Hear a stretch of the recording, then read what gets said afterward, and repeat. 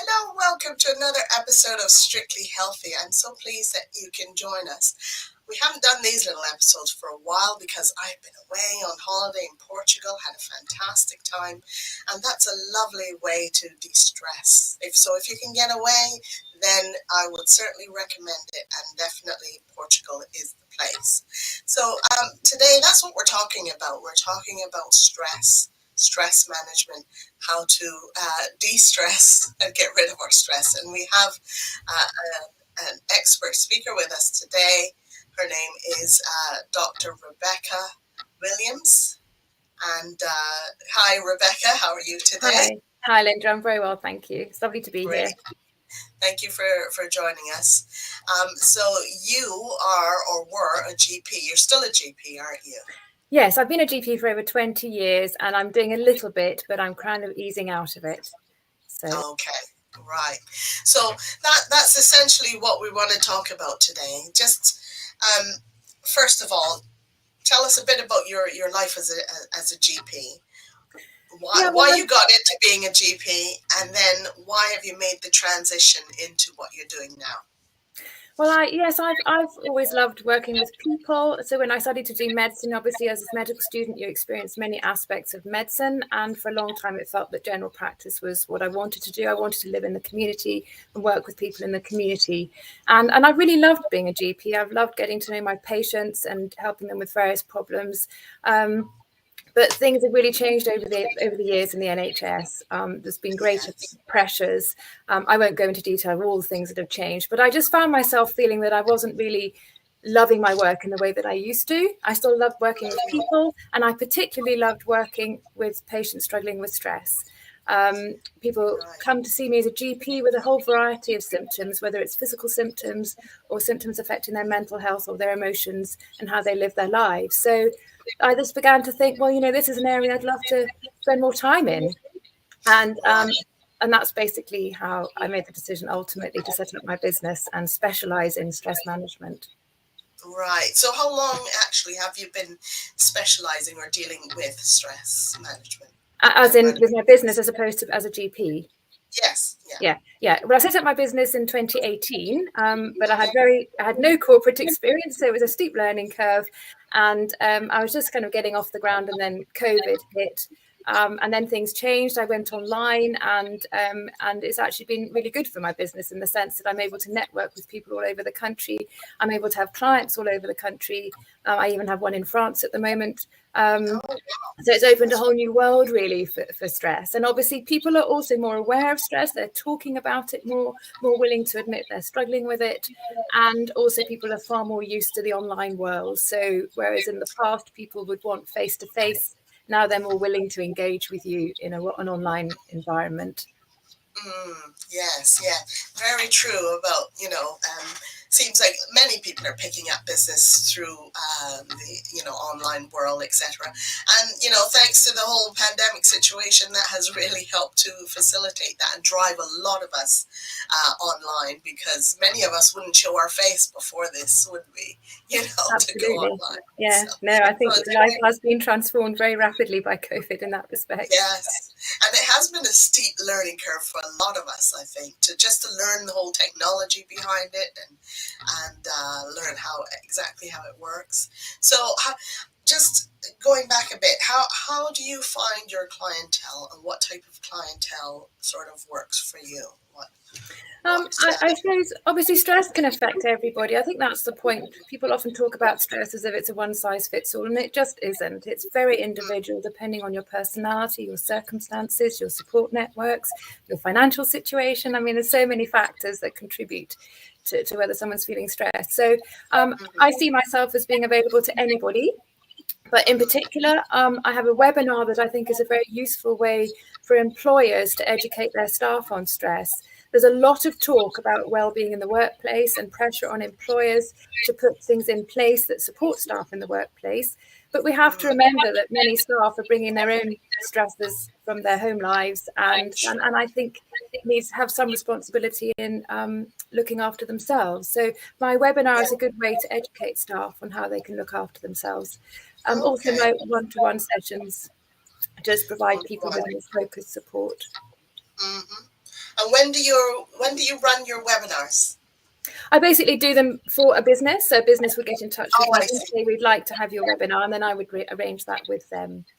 Oh, I see. So it's a tailor-made sort of thing. Yes. It's a fairly standard webinar, but it's designed to be quite a personal experience for those who are attending it. So I speak as I am with you now, but I ask people to have pen and paper. I ask them to reflect on certain things.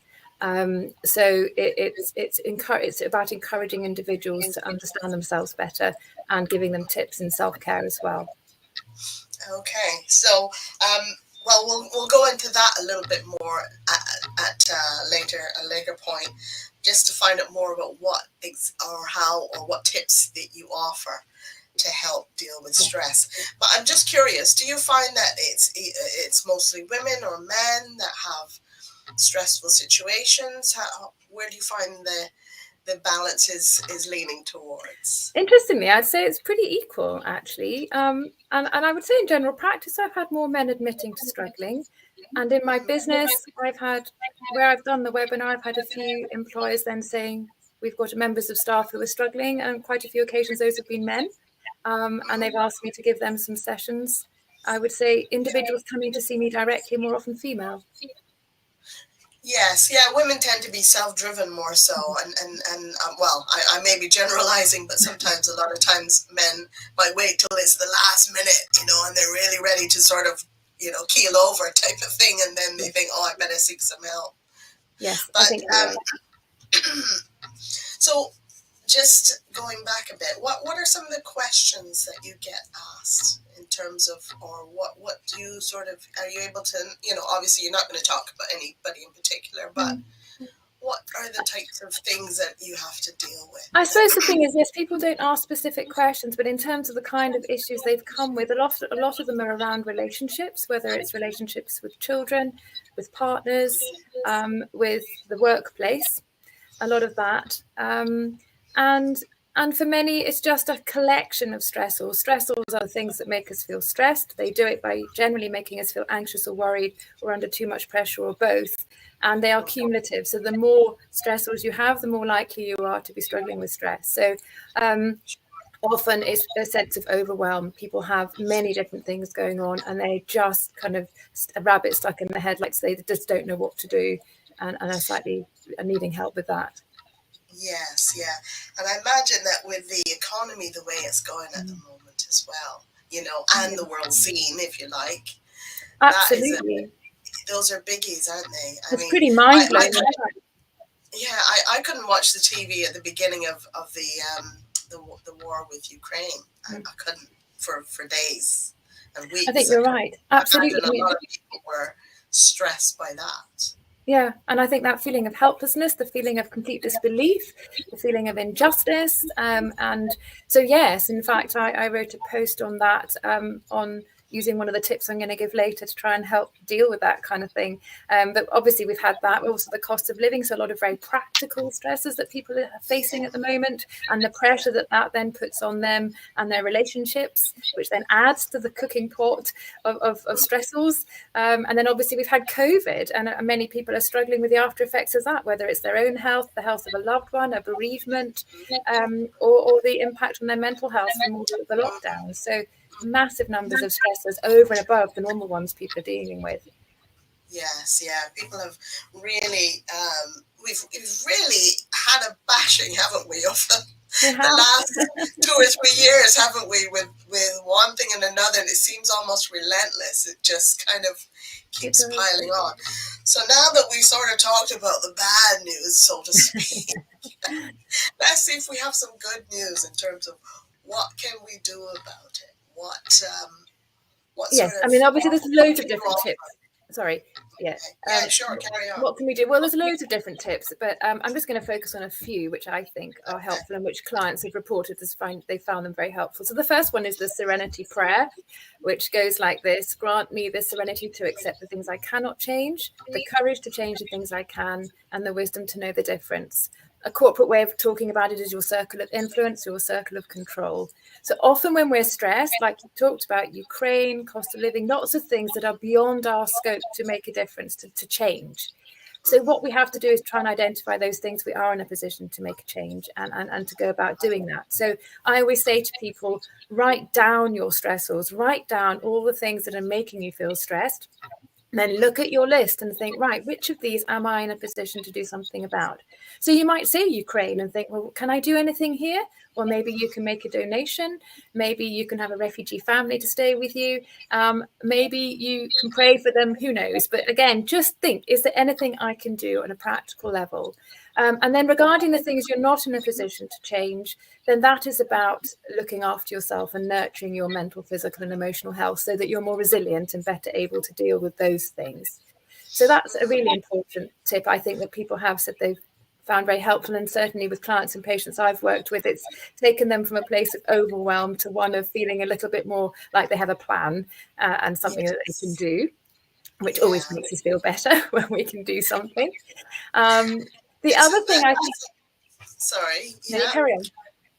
Well, I was just thinking that's a really good tip you gave about Ukraine, because a lot of us, that's what we felt. We felt that overwhelm, that we couldn't do anything about it. But I think that's great, because we feel better if we can donate. We feel better if we can maybe open up our homes and take some people in. We feel better if we can just even like write to somebody that we know over there. I mean, some people have been there. They packed up their vans and gone over there with donations and tried to personally help. So Absolutely. That at least alleviates our mind, doesn't it? Absolutely, I think it does help. And even on other stressors that you might be facing, it may be that things aren't great with your partner or your spouse, and it may be that you need to invest a bit more time, quality time with them to actually kind of reconnect. Or maybe someone's being bullied and you maybe need to talk to somebody about it. Or there's often things, if we stop to think about it, there's often things we can do. But that's the point. We need to actually stop and be objective about it. And the Serenity Prayer kind of helps you to do that, I think. Okay, so that's one thing, dealing with the things that we can actually change. What's another tip that we can share? I think the other thing, another thing I think that's important is acknowledging our unhealthy stress relievers or unhealthy coping behaviors. So they're the things that we do to make us feel better. They're very quick fix, but actually long term they can cause us harm. So these would include things like drinking lots of coffee, drinking alcohol, snacking on sugary and fatty foods. Also things like spending money, which can make people feel better, time on social media. So my motto regarding those things is let your unhealthy coping behaviors or stress relievers be a treat, not a treatment for underlying issues that need attention. So, if you find that you're not sleeping well and you're drinking loads of caffeine or Red Bull to try and stay awake, then actually step back and think, right, why am I not sleeping well? And try and take on some advice on how you might sleep better.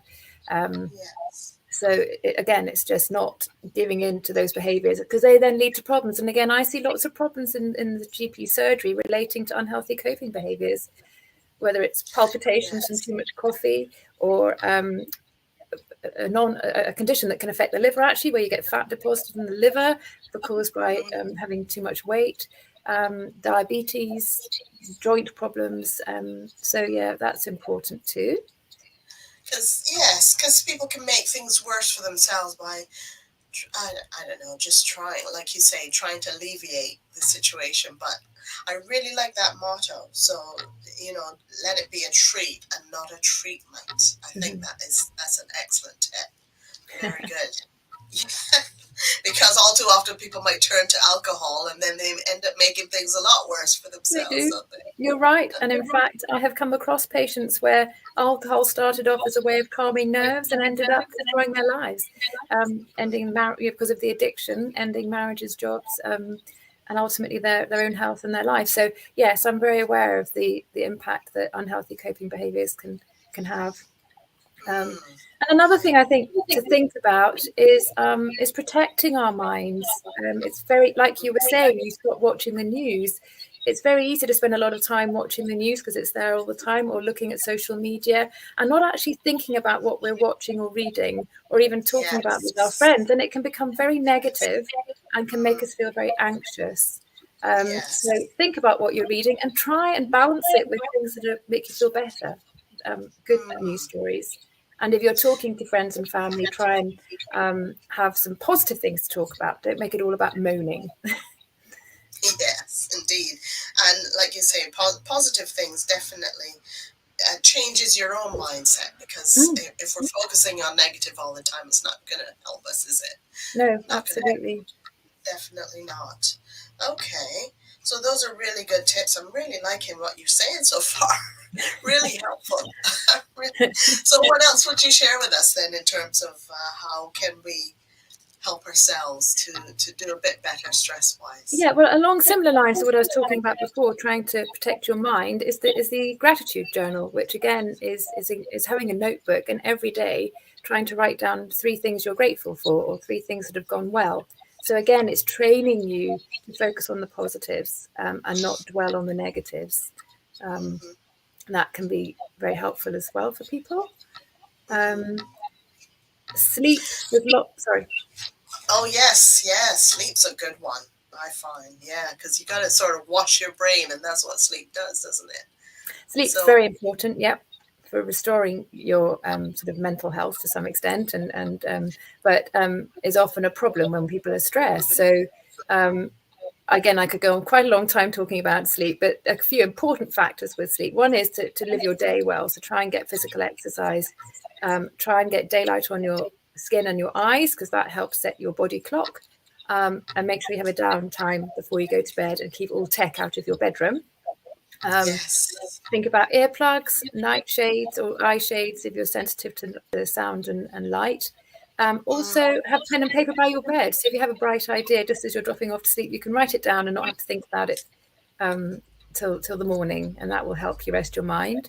Also, breathing exercises to help you relax your body. Diaphragmatic breathing is particularly good at reducing your blood pressure and your heart rate. And then once your body's relaxed, then you can engage in a sleep exercise to try and relax your mind. Yes, I think that's a really good tip about, yes, we do want to get good sleep at night, etc. But for me, yeah, that eludes me sometimes, because I'll wake up during the middle of the night and then all kinds of negativity starts to come into play, and my brain starts working out lots of things I need to do. I mean, how can we deal with when we wake up during the night then? Is there Okay, any tips in yeah. that regard? Well, the first thing is to make sure you're not drinking caffeine after 6 o'clock or even 4 o'clock, because that increases your likelihood of waking up to go for a wee. If you have woken up, if you need a wee, go and do it. Come back, get into bed and reset yourself. So again, do your breathing exercise to relax your body and slow your heart rate, reduce your blood pressure, and then do your sleep exercise. I can briefly run through a good sleep exercise, Yes, which please involves, do. so you Yeah, close your why don't eyes. we? Mhm. Sorry. Yeah, let's delve into that a little bit. That would be Okay. great. So this is one I find works quite well, because it's asking 2 things of your brain. One is to speak to yourself in your head, and the other is to visualize. So you close your eyes and you say to yourself in your head, I'm imagining the space between my eyes. And as you say it, you picture your face and the space between your eyes, or you picture looking out and the space between your eyes 3 times. Then you say, I'm imagining the space between my ears. Likewise, you picture the space in the middle of your head between your ears. So you're saying and picturing. And then you just work down your body symmetrically. Shoulders times 3, elbows, hands, hips, knees, feet. And the whole point is you're saying it in your head and you're visualizing it. And if you get to the feet, you come back to the eyes again, or if you get distracted, you start again at the eyes. And as someone who has a very busy mind at night, I have found this works for me. Yeah. So you get a busy mind yourself then Yeah, at night. very. Yeah. Yes. Well, I always thought, and other practitioners have told me, just count to, I don't know, 10, or say, count to 10, or count, relax out and sleep out. So I'll count RELAX, then SLEEP. But I don't know, I find that makes me think too much. Yeah. And also, again, you're just having to do one thing. unless you're picturing the letters as you do it, I find the other part of my brain just heads off and does its own thing, even though one's counting very, very. Yes, indeed. Yeah. So it's an interesting thing. Maybe we'll have to have you back to talk about sleep in particular, because that seems to be such a struggle for people, just to get adequate sleep. And sleep affects a lot of our health, doesn't it? It does. And I think the other thing is, sleep. Yeah. And I think the current advice is to try and get between 7 and 9 hours of sleep. I think they say that the 10 o'clock's quite the hours before midnight are somehow more important than after, but I'm not entirely sure about the evidence on that. But I think there is an element of truth in it. But I think the other thing is not to go to bed stressing that you're not going to sleep. Tell yourself, it doesn't matter if I don't sleep tonight. At least I'm resting. I will cope tomorrow. So again, if you start stressing, oh my goodness, what's the point of going to bed? I'm never going to sleep. I'm never going to cope tomorrow. That just makes you less likely to sleep. So talk calmly to yourself and tell yourself it doesn't matter. You will cope, and that will help you. In other words, don't put the pressure on yourself. I guess take as much as possible. Take that pressure off. Absolutely, yes. Yeah. Excellent. What other tips would you like to share with us? Another one I think is really important is nature. Nature is out there, it's free, it goes about its things throughout the seasons, throughout the years, and evidence shows that people who incorporate nature into their day do improve their happiness scores. So, and so you're getting fresh air, you're looking, you're enjoying. Sometimes you're mixing with connecting with people while you're engaging in nature. There's loads of different ways to do it. And evidence also shows that even immersing yourself in Planet 2 or one of these wonderful nature programs that we have in this country can also improve your well-being. So that's something else to try and prioritize in your day if you can. Yes, that's a really good idea. I find, and that's part of exercise as well, because especially if you go out and walk, I find that really helps me, because sometimes you're stuck at your desk the whole time, and you're not getting any sun, you're not, and you're not sitting properly and all the rest of it. But just to get out, maybe drive to a little park or walk around your neighborhood or anything like that. Yeah. And I think the thing is to work out what you can do, because as you say, some people maybe live in the middle of a city and nowhere near anything green. Well, could you have a bird feeder on your windowsill? Could you have some little plant pots in a window box? Can you look at the sky, look at the birds? Or maybe you can walk to a park, or look at the trees, or have a few pots on your terrace or something. So you're just having the joy that comes with it, especially at this time of year. It's so beautiful, in everything in its full kind of early summer glory. The birds singing away. There's a lot there to enjoy if you actually take the time out. And it's amazing when you're immersed in nature. It's amazing how it puts your worries into context, and suddenly you find yourself thinking about other things. Thinking space for your thoughts to come to the surface. So it helps in many ways. And you mentioned about watching birds and that sort of thing. Many people have suggested it about animals having pets and so on. What do you have to say about that? Yes, I absolutely agree. And I think connecting with a living thing, it can be very therapeutic. I mean, I know there's a lot of, often people take in dogs, don't they, to hospitals or care homes and things. And cats, just the feeling of something soft. I know of people who get a lot of relief just from having a cuddle with a cat or a dog, or talking to them or stroking them. Absolutely, they are a great source of stress relief. They maybe can be stressful at times as well, but well, it's funny that you mentioned about that. Even the robotic ones, like the robotic cats and dogs and so on, seem to be really helpful to people in care homes and dementia homes and that sort of thing. Very interesting. People seem to be, benefiting and coming alive when they have even something like that. So there's a lot of help and therapy in that regard, I would think. Yeah, and we have to remember our brain is programmed in such a way that when we do something we enjoy, it triggers the release of certain transmitters, our happy hormones, and so that's absolutely to be encouraged. Yeah. That's wonderful. So any more tips you want to share with us then on how we can help ourselves become stress-free or manage our stress? I think the way I talk about it is you need to look after your mental health, your thinking patterns. You need to look after your body, your physical health, and then your emotions. And I think it's important also to do things that you enjoy, because the enjoyment itself, as I said, releases hormones in your brain that can help override some of the negativity. So that's an individual thing. And likewise, exercise, I always encourage, it's an individual thing. Find something that works for you. Don't feel you have to go to the gym. If it's just a walk, that's lovely.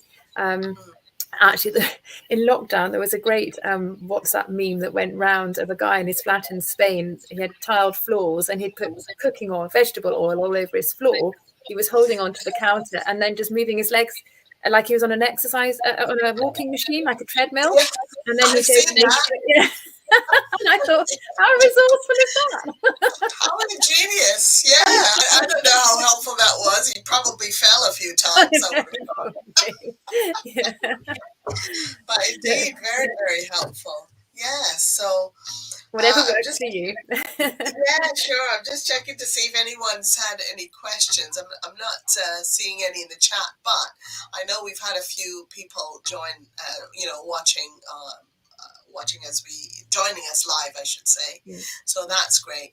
Many people tend to watch on replay as well, because they can watch it in their own time. 4 o'clock can be a difficult time, in the days for people to make a comment and so on.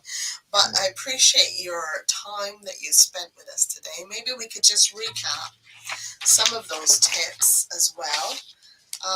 Now, let's see, you mentioned about your Serenity Prayer. In other words, doing what you can actually change. Yeah. Doing things that you can actually change and deal with. You talked about don't use stress relievers so people are using things like coffee and alcohol and snacking and so on as a stress reliever, but you said they should be a treat as opposed to being a treatment. Yeah. Protecting your mind. So I don't being more balanced with it, more positive. Have I got that right? Yeah, it's just being aware of what you're reading, especially and how much time you're spending on screens, taking in information that might just be affecting how you feel about yourself and about your life, and how and anxiety and mood. And I like this one too about gratitude journal. Putting down 3 or 5 or whatever things that have improved or made you feel good that day. I think that's a really good one, especially at night. I think doing that at night helps. And the one I find really helpful is getting out early in the morning, getting some sunshine on your eyelids and your body. It resets your your body clock, circadian rhythm. Yes, circadian. Yeah, I was trying to remember how to say that. It's a difficult one. But it resets your body clock, doesn't it? Yes. So that's a really good tip that I've learned. So those are excellent. Very, very good. So where do you see your business going from here in terms of what would you like to see your business doing in, say, 5 years? I'd just like to be extending my reach, I suppose, to helping people with stress, and just I suppose I'm trying to do my bit for the NHS by helping people manage their lives in such a way that they reduce the harm caused by stress, so they don't end up going to the GP with problems caused by stress. Through individuals, businesses, organisations, anywhere I can be of use, I think. Oh, brilliant. Yeah, so thank you so much. That time's gone really fast, but I really appreciate your time in sharing those tips with us today. And just hang on and we'll just get there. But thank you so much for joining me. Thank you for having me. You're more than welcome, Rebecca. So that was Rebecca Williams. She's a GP and she has now started her own business dealing with stress management. So hope you can join us same time, same space next time, usually on a Thursday, not every Thursday, but we aim to bring you topics that will help you with your physical, mental, emotional, and spiritual health. So hopefully you can join us next time. Thanks again.